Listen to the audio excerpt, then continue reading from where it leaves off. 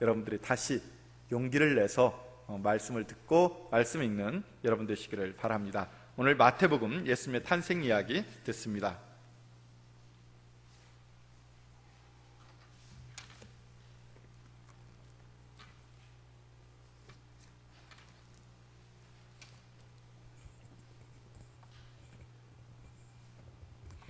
네, 오늘 주보, 오후 예배 주보 보시면 우리가 제목이 나와 있죠.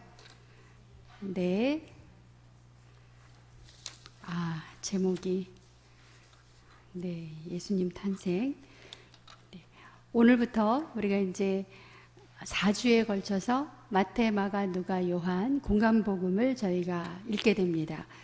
이번 주에는 우리가 일주일 동안 마태복음을 읽으시는 것을 전제로 해서 오늘 마태복음 말씀 중에 예수님의 그 여러 말씀에 예수님의 또 사역에 예수님의 삶의 여러 부분을 저희가 4부분으로 나누어서 4주 동안 우리가 말씀을 살펴보겠습니다.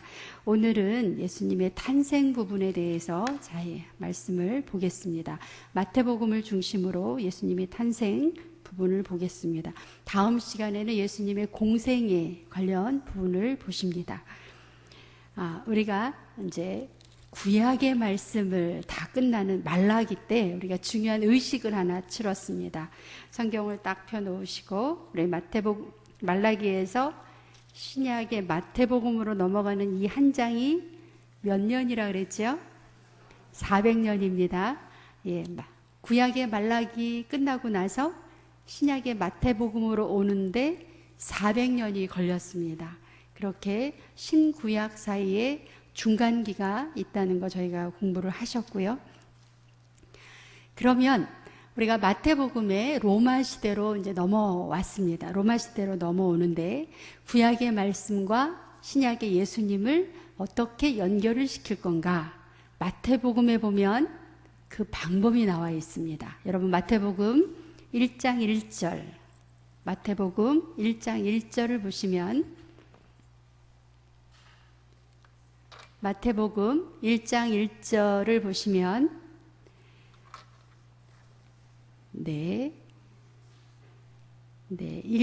1절부터 17절까지 1장 1절부터 17절까지에 보면 어떻게 구성이 되어 있나요? 누가 누구를 낳고 누가 누구를 낳고 이렇게 되어 있습니다. 족보라고 하죠. 우리가 족보 형식으로 되어 있습니다. 구약과 신약을 연결하는 가장 확실한 방법은 어떻게 연결을 했다고요? 족보로 연결되어 있습니다. 우리 예수님에 대해서 가장 확실하게 설명할 수 있는 방법, 구약에서 그렇게 오시리라고 우리가 예언했던 그 예수님이 바로 우리가 마태복음에서 말하는 예수님이다. 그래서 1장 1절부터 1장 17절까지 뭐로 되어 있다? 족보로 되어 있습니다. 족보. 예수님의 족보를 이제 한번 보시겠습니다. 족보를 보시면 가장 중요한 우리가 신구약 전체 성경에서 딱 한 구절을 찾으라고 그렇게 말씀을 드리면 어디를 찾으시겠어요? 어떤 분은 창세기 1장 1절도 좋아하시는 분들이 있고요. 나는 어느 성경, 어느 말씀이 좋으신가요? 아직 정하지 못하신 분이 있으시면 1장 1절, 마태복음 1장 1절, 예수 그리스도에 대해서 어떻게 설명을 하고 있는지 한번 큰 소리로 같이 읽겠습니다. 시작. 아브라함과 다윗의 자손 예수 그리스도의 계보라. 계보, 이게 족보죠. 우리가 계보, 족보입니다. 예수 그리스도의 족보. 우리가 옛날 성경에는 아브라함과 다윗의 자손 예수 그리스도의 세계라 이렇게 되어 있습니다. 기억하시나요? 아브라함과 다윗의 자손 예수 그리스도의 세계라. 구약은 신약은 예수 그리스도의 세계지요. 예수 그리스도의 세계인데 그 예수 그리스도는 누구의 자손이에요? 아브라함과 다윗의 자손입니다. 그래서 예수 그리스도의 세계라 그러면 신약을 대표하고요. 구약을 대표하는 것은 아브라함과 다윗의 자손이라는 거죠. 그래서 우리가 성경을, 신약과 구약을 다 우리가 요즘 녹즙기도 있고요. 삼을 사가지고, 인삼을 사가지고 어디에다 놓으면 뭐라 그러죠? 녹즙기가 아니고 홍삼 만드는 기계에다 넣어서 오크, 네. 오크에 넣으셔서 다리면 홍삼의 엑기스가 나오죠. 우리가 신약과 구약의 66권의 말씀을 다리면 어떤 말씀이 나온다고요? 예수님의 세계라. 그게 신약입니다. 네, 그 예수님은 아브라함과 다윗의 자손입니다. 그러니까 구약과 신약이 우리가 이제 그렇게 연결이 되어 있습니다. 아브라함, 우리가 또 구약에서 다윗, 이 아브라함과 다윗을 통해서 그 예수 그리스도의 세계가 열리는 것을 볼 수가 있습니다. 마태복음은 누구를 상대로 해서 예수님을 이렇게 알리고 있는 말씀인가요?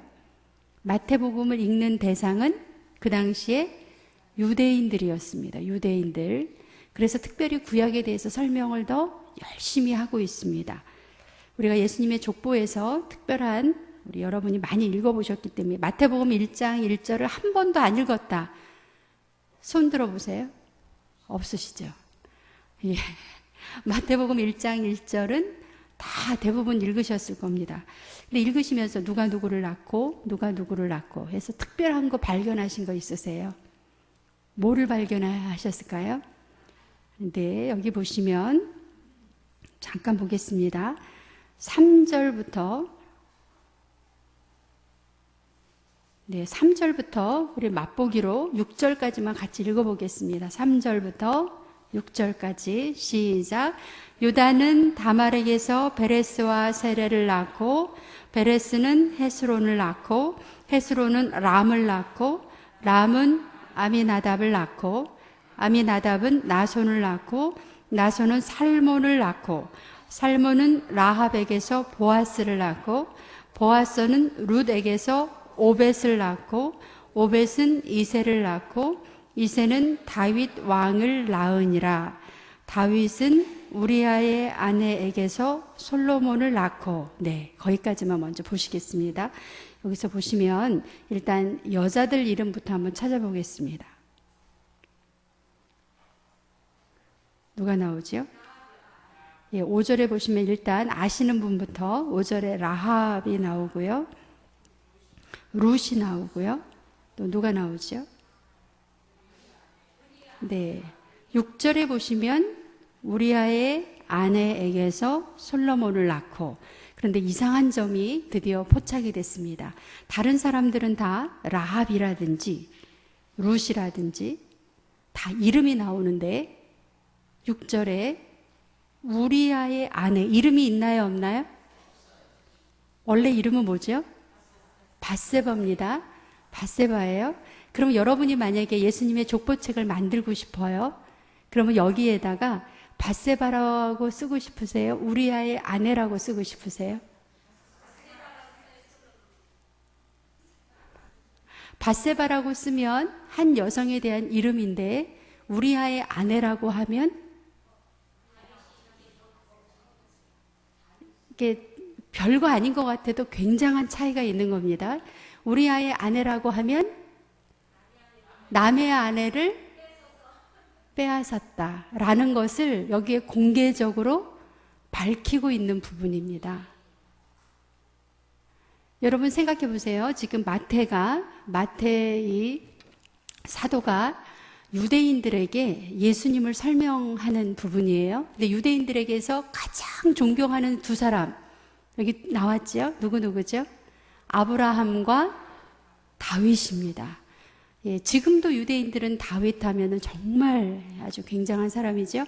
그런데 그 다윗을 그렇게 위대하게 말을 하면서도 다윗 역시 어떤 사람이었다? 예, 우리아의 아내를 그것을 공개적으로 얘기해요. 그럼 무슨 의도가 있을까요? 그렇게 위대한 다윗도 이런 허물이 있는 사람이다라고 하는 것을 예수님의 족보 가운데 그대로 적어주고 있습니다. 우리가 성경에서 굉장히 성경이 위대하다고 하는 점은 어떤 한 사람을 우상화시키지 않는다. 예, 그렇게 존경하고 그렇게 따르고 지금도 별과 같이 다윗을 존경하지만 그의 허물조차 가리면서 없었던 것처럼 하면서 그를 존경하는 게 아니고, 예, 공과 사와 그 다음에 잘한 거와 못한 모든 것을 공개적으로 다 얘기하면서 그럼에도 불구하고 다윗을 긍정하는. 그래서 우리 기독교인들은 남 앞에 설 때 어떻게 서야 되겠습니까? 나의 잘한 점 플러스 나의 부족한 점까지도 과감하게 솔직하게 드러내놓을 수 있는 용기가 있는 사람. 지금 우리나라 역사책 부분에 굉장히 지금 많이 문제가 되고 있다고 해서 매일 이야기를 합니다. 역사를 기술할 때 지금 성경의 역사 기술 방식을 보면 위대하다는, 다윗처럼 위대한 사람은 위대하다고 말을 하나요? 말을 하지 않나요? 말을 하지요. 그래서 예수님을 가리킬 때 누구의 자손이라고? 다윗의 자손이라. 이거는 굉장히 긍정하는 겁니다. 예수님을 가리켜서 다윗의 자손이다. 이거는 다윗을 굉장히 높이는 거예요. 그런데 그 다윗조차도 우리아의 아내로 맞았다. 예, 그의 단점이나 결함까지도 전혀 이렇게 속이거나 없었던 걸로 하지 않고 솔직하게 모든 것을 다 공개하는, 그래서 성경이 더 위대하다고 하겠습니다. 그런 아브라함과 다윗의 자손. 그래서 여러분이 마태복음에 나오는 족보만 열심히 보셔도 구약 성경에 거의 대부분이 들어온다고 하겠습니다. 우리가 예수님의 탄생을 얘기할 때 구약과 이렇게 굉장히 긴밀하게 연결이 되어 있습니다. 예수님 갑자기 하늘에서 떨어지신 분이 아니고 구약의 누구의 자손이에요? 아브라함과 다윗의 후손으로 이 땅에 오셨습니다. 예수님이 이 땅에 오실 때 들러리가 여러 분 있었어요. 우리 결혼식 할 때 들러리 하면은 아무리 들러리가 예뻐도 결국 결혼식장의 영광은 누가 받습니까? 신랑과 신부, 특별히 신부가 받죠. 예수님 탄생에 있어서 들러리가 몇 분 있었어요. 한번 생각해 보겠습니다. 예수님 탄생의 들러리 누가 생각이 나세요? 세례 요한. 네, 또 있습니다.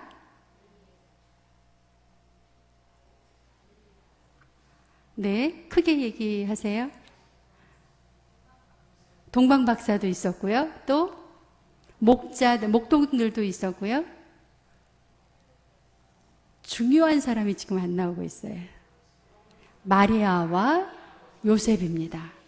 예, 다시 하겠습니다. 예수님이 이 땅에 오시는데 들러리 역할을 했던 사람들이 있어요. 마리아와 요셉, 동방박사, 그 다음에 목자들, 또 세례 요한까지도 주인공은 아니지만 그들이 잠깐씩 뭐를 받았어요?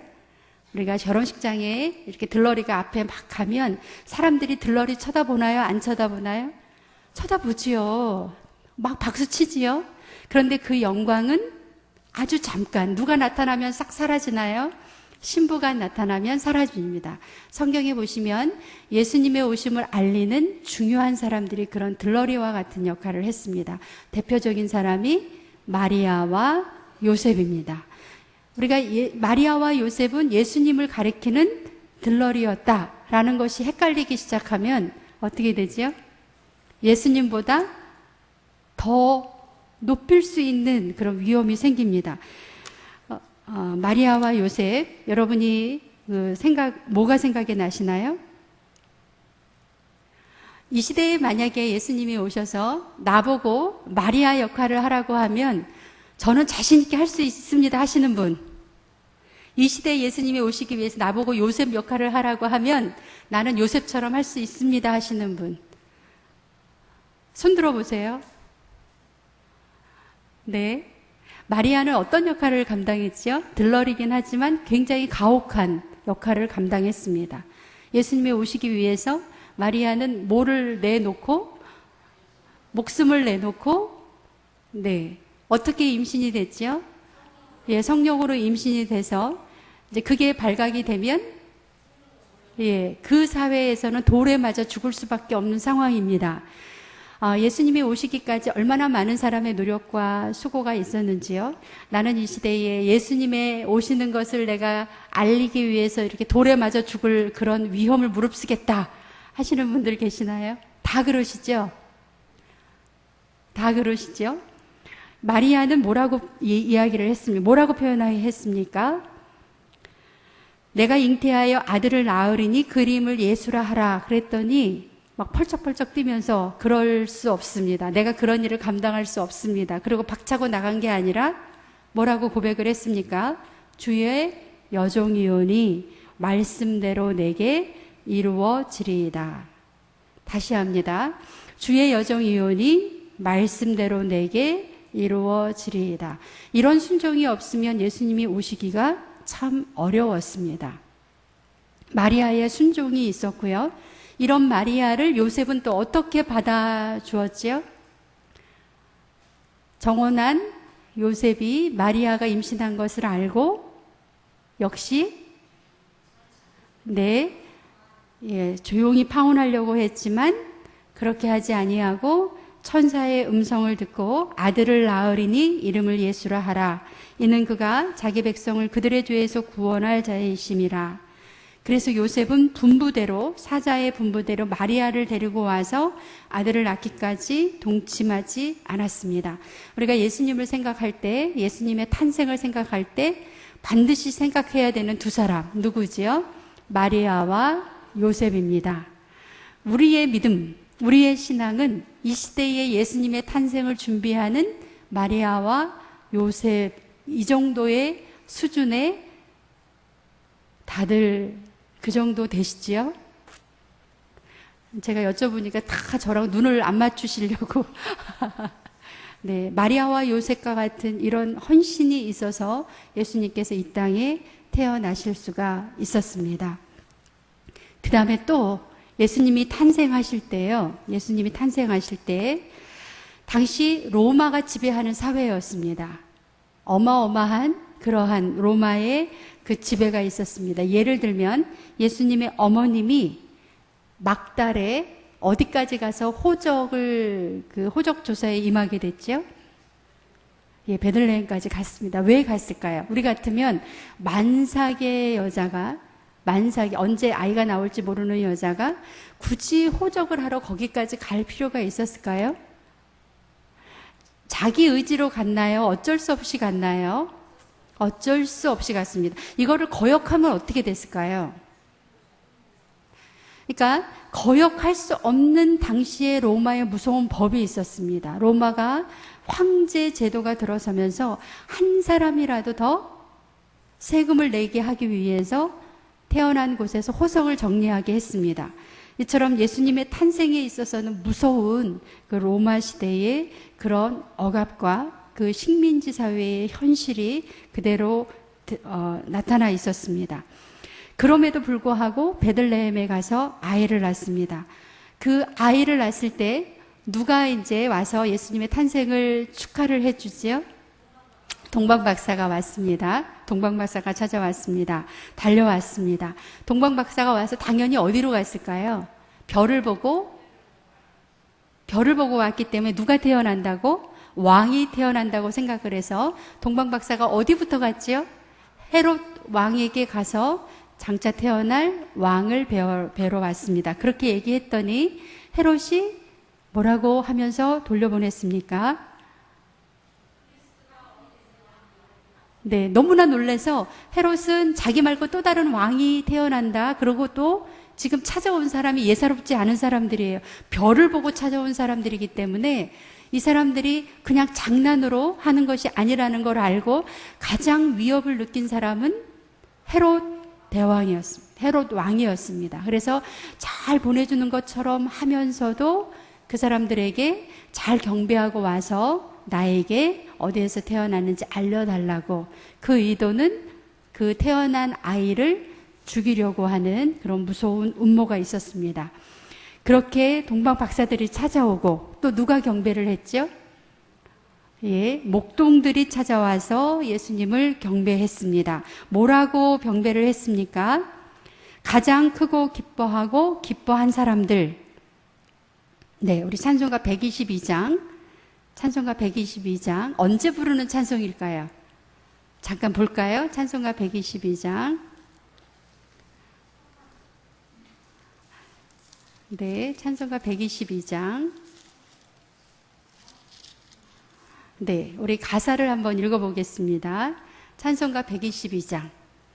우리가 예수님의 탄생 부분을 공부하시면서 여러분의 마음이 어떠신지 한번 제가 보겠습니다. 1절, 참 반가운 성도여, 다 이리 와서 베들레헴 성 안에 가봅시다. 저 구유에 누이신 아기를 보고 엎드려 절하세, 엎드려 절하세, 엎드려 절하세, 구주 나셨네. 예, 다시 한번 읽습니다. 시작. 참 반가운 성도여, 다 이리 와서 베들레헴 성 안에 가봅시다. 저 구유에 누이신 아이 보고 엎드려 절하세, 엎드려 절하세, 엎드려 절하세, 구주 나셨네. 2절을 한번 읽습니다. 저 천사여 찬송을 높이 불러서 이 광활한 천지에 울리어라. 저 하나님 앞에 늘 영광을 돌려 엎드려 절하세, 엎드려 절하세, 엎드려 절하세, 구주 나셨네. 여러분, 이 찬송을 언제만 불러요? 성탄절만 부르시죠.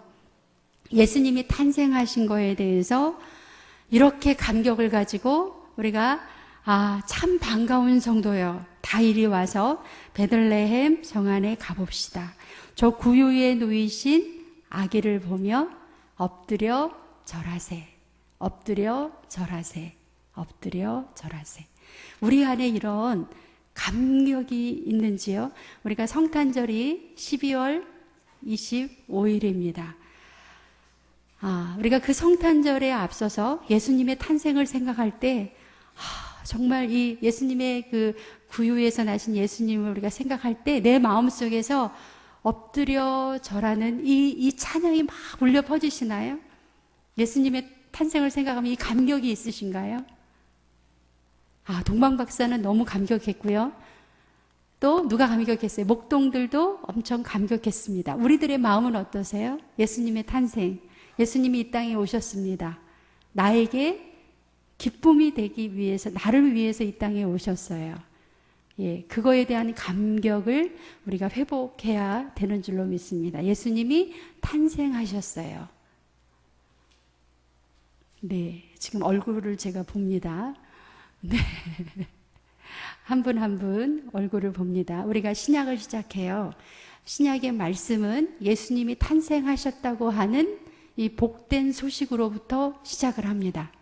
근데 예수님이 탄생하셨어요. 동방박사가 막 기뻐합니다. 그런데 그거는 나하고는 상관이 없어요. 그냥 마태복음 어떻게 읽으시나요? 읽으라고 하니까 그냥 읽어요. 그 마태복음은 모르는 내용은 거의 없어요. 근데 우리가 왜 읽어요? 그 감격을 회복하기 위해서 말씀을 읽습니다. 예수님이 탄생하신 이 탄생에 대한 말씀이 여기저기 나오는데 이거를 보시면서 이 엎드려 절하는 그 모습을 우리가 마음속에 이렇게 감격으로 막 이렇게 올라오지 않으면 성경은 무슨 말씀이 되냐면 죽은 말씀이 되는 거예요. 오늘 주제가 뭐예요? 예수님의 탄생입니다. 예수님의 탄생을 이렇게 많은 사람들이 기뻐했습니다. 또 누구도 기뻐하지요? 우리들도 기뻐합니다. 나도 기뻐합니다. 우리 성윤식 장로님 굉장히 기쁘시죠?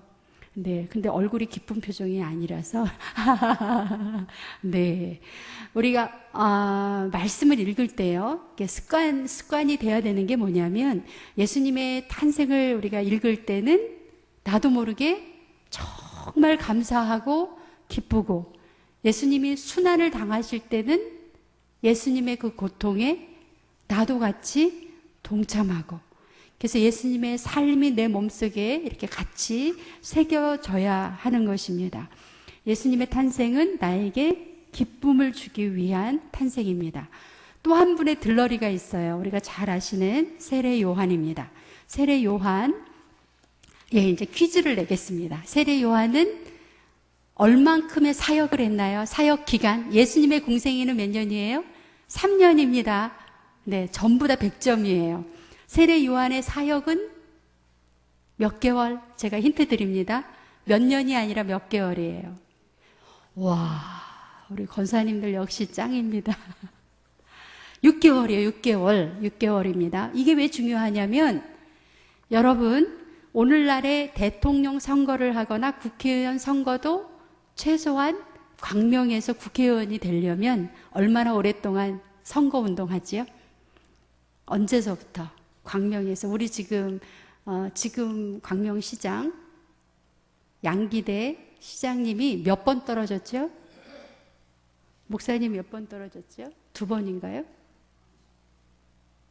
네, 그 말은 뭐냐면 시장이 되기 위해서 무려 5, 6년이 훨씬 넘도록 어떤 분은 10년, 15년 계속 떨어지면서 뭐 해요? 자기 얼굴을 알리는 그거를 합니다. 그래도 잘 안 돼요. 그런데 세례 요한은 딱 이 사역 시작한 지 몇 개월 만에? 6개월 만에 세례 요한을 가리켜서 사람들이 뭐라고 얘기했어요? 세례 요한을 가리켜서 저 사람이 예언자다. 와, 이거는요, 여러분이 성경을 읽으실 때 세례 요한이 얼마나 대단한 사람인가 하는 것을 이렇게 분위기를 파악하셔야 됩니다. 세례 요한은 몇 개월 동안? 딱 6개월 사역하고 모든 그 당시의 사람들이 세례 요한을 뭐로 알았다? 예언자로 알았습니다. 세례 요한의 말씀의 내용은 부드럽고 온유하고 이렇게 했습니까? 아니에요. 아닙니다. 누가복음 우리가 잠깐 한번 가보겠습니다. 누가복음. 세례 요한의 말씀은, 설교는 주로 아주 날카롭고 예리하고 어떻게 보면 과격하고, 누가복음 3장 7절 7절부터인데요. 네, 7절 8절 일단 2절만 읽겠습니다. 91쪽 세례 요한의 설교의 내용입니다. 여러분 놀라지 마시고 이렇게 뭐라 그러죠? 준비하시고 어떤 말씀이 나올지 준비하시고 7절 8절 시작. 요한이 세례 받으러 나오는 무리에게 이르되 독사의 자식들아 누가 너희에게 일러 장차 올 진노를 피하라 하더냐. 그러므로 회개에 합당한 열매를 맺고 속으로 아브라함이 우리 조상이라 말하지 말라. 내가 너희에게 이르노니 하나님이 능히 이 돌들로도 아브라함의 자손이 되게 하시리라. 9절 이미 도끼가 나무 뿌리에 놓였으니 좋은 열매 맺지 아니하는 나무마다 찍혀 불에 던져지리라. 무리가 물어 이르되 그러면 우리가 무엇을 하리이까? 대답하여 이르되 옷 2벌 있는 자는 옷 없는 자에게 나눠줄 것이요 먹을 것이 있는 자도 그렇게 할 것이라 하고. 네, 거기까지 보시겠습니다. 고개를 드시고요. 무슨 말씀이 생각이 나시나요? 독사의 자식이 무슨 말입니까? 우리나라에서 욕할 때는 독사의 자식이라고 안 하고요. 앞에 단어가 다릅니다. 우리나라 욕은 뭐 XX 새끼 이렇게 나갑니다. 근데 여기에서 가장 심한 욕은 이 독사의 자식이에요. 왜냐하면 성경에서 가장 싫어하는 동물이 이거는 뭐 거의 저주받은. 그런데 자식, 성경은 거룩하게 기록이 돼서 독사의 자식들아 이렇게 됐지만 여러분이 거칠게 표현을 하면 저는 말을 안 하겠습니다. XX입니다. 와, 그러면서 뭐라 그랬어요? 장차 올 진노를 피하려 하느냐? 지금 당장 회개하지 아니하면 어떻게 하겠다? 찍어버리겠다. 와, 이거 정말 도끼가 지금 어디에 딱 놓여 있습니까? 나무 밑둥에 도끼가 딱 놓여 있어서 지금 당장 회개하지 않으면 찍어버리겠다. 그래서 여러분 세례 요한 생각하시면 도끼 설교입니다. 저 따라 하시겠습니다. 무슨 설교요? 도끼 설교. 도끼가 지금 밑둥에 놓여 있다. 이렇게 정말 완전히 돌아가는 거 없어요. 우리가 이제 목사님들이 설교하실 때는 이렇게 말씀하시면 누가 또 시험 들까봐, 또 저렇게 얘기하면 또 뭐 할까봐. 어떻게 목사님들 설교하시죠? 가능하면 이렇게 도끼가 놓여있다 이런 말을 못하시죠. 근데 세례 요한은 했습니다. 몇 달 하셨다고요? 6개월 동안 이 유대 사회를 발칵 뒤집어 놨어요. 지식인들이 와도 너 회개해라, 천국에 가까웠다 막 이러고, 이렇게 너희가 아브라함의 자손이라고 하지 말아라. 이게 무슨 말이에요? 오늘날 말로 바꾸면 믿는다고 하지 말아라. 제대로 안 믿으면 누구도로 하나님이 믿는 자 자리에다 데려다 놓겠다. 여기 보세요. 아까 읽으셨죠? 8절 마지막에 하나님이 능히 이 돌들로도 아브라함의 자손이 되게 하시리라. 믿어지시나요?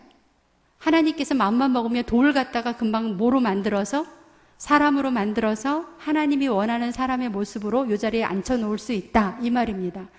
그러니까 지금 올바로 신앙생활을 안 하면 누구 대신, 그 유대인들 대신 돌을 갖다 놓겠다. 그래도 하나님께서 하실 수 있다. 이렇게 설교를 하셨습니다. 바로 이 세례 요한을 가리켜서 예수님께서 뭐라고 하셨죠? 예수님께서 이렇게 한번 또 가보겠습니다. 마태복음 11장 9절. 네, 잠깐 앞으로 갑니다. 마태복음 11장 9절. 마태복음 11장 9절.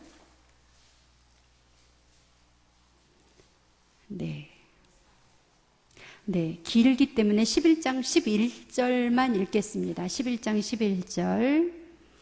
네, 세례 요한을 가리켜서 예수님께서 이렇게 말씀을 하십니다. 시작.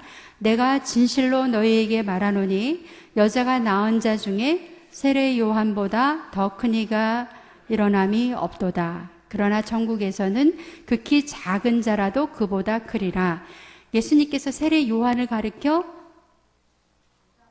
여자가 낳은 자 중에 세례 요한보다 큰 자가 없다. 예, 그러니까 예수님 다음으로 이 세상에 태어난 모든 사람들 중에 최고다. 근데 이 표현을 우리가 한번 외워보겠습니다. 시작. 여자가 낳은 자. 시작. 세례 요한보다 큰 이가 없다. 예수님께서 그렇게 세례 요한을 평가를 해주셨습니다. 네. 또 11장 9절에 보시면 그 위로 올라갑니다. 11장 9절.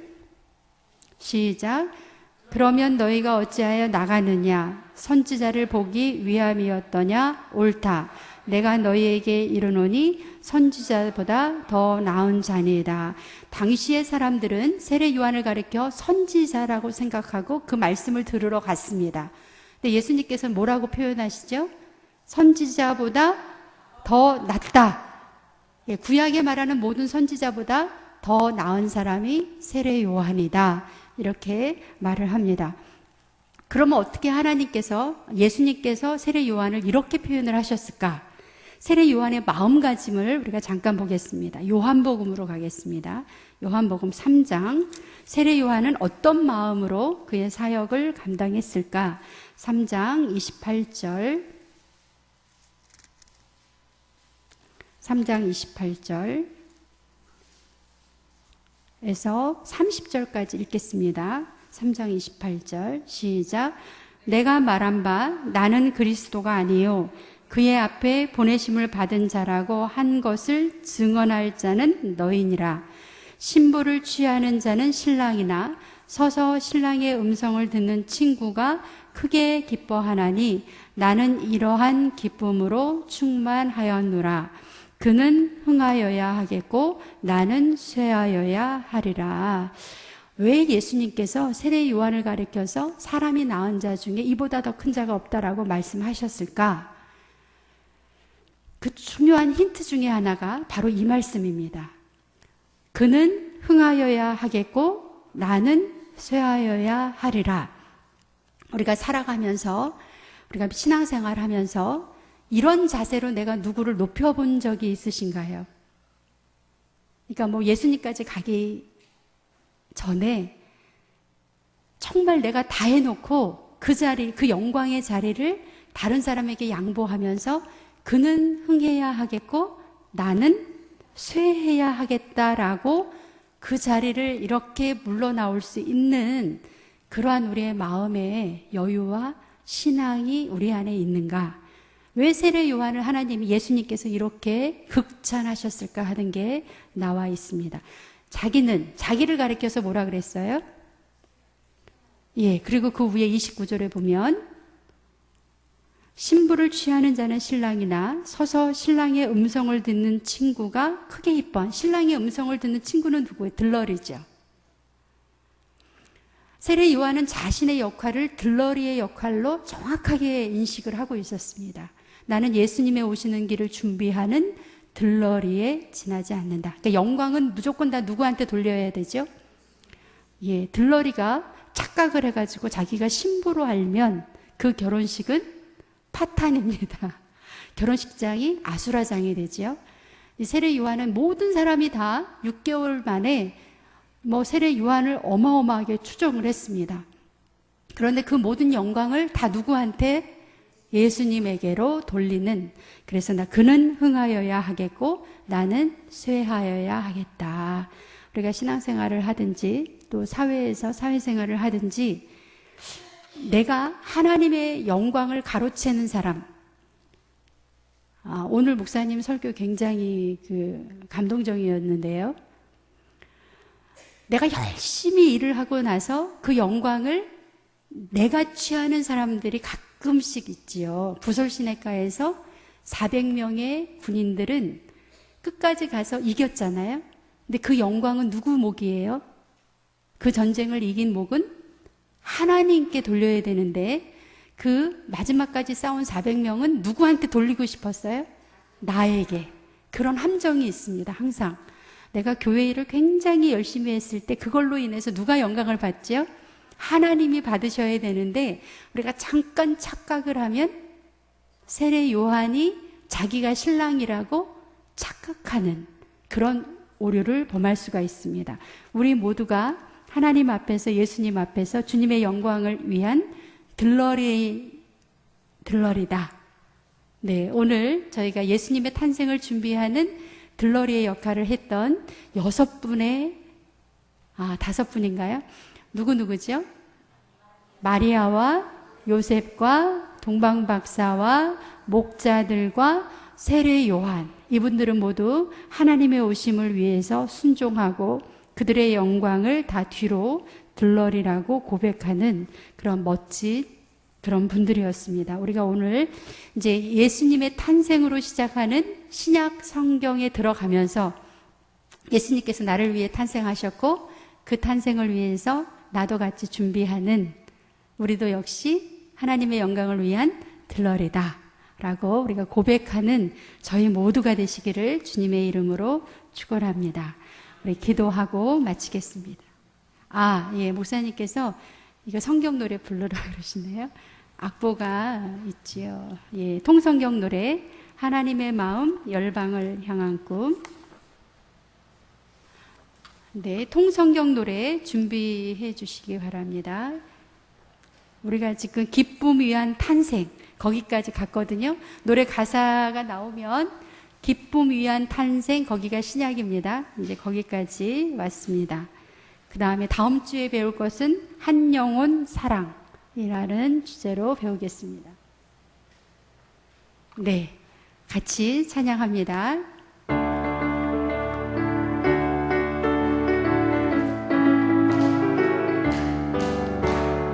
하나님의 마음 열방을 향하고 만나 세대 신앙계수 천년 모험 먼머지에 사랑의 줄 사명의 줄 절망 앞에 서리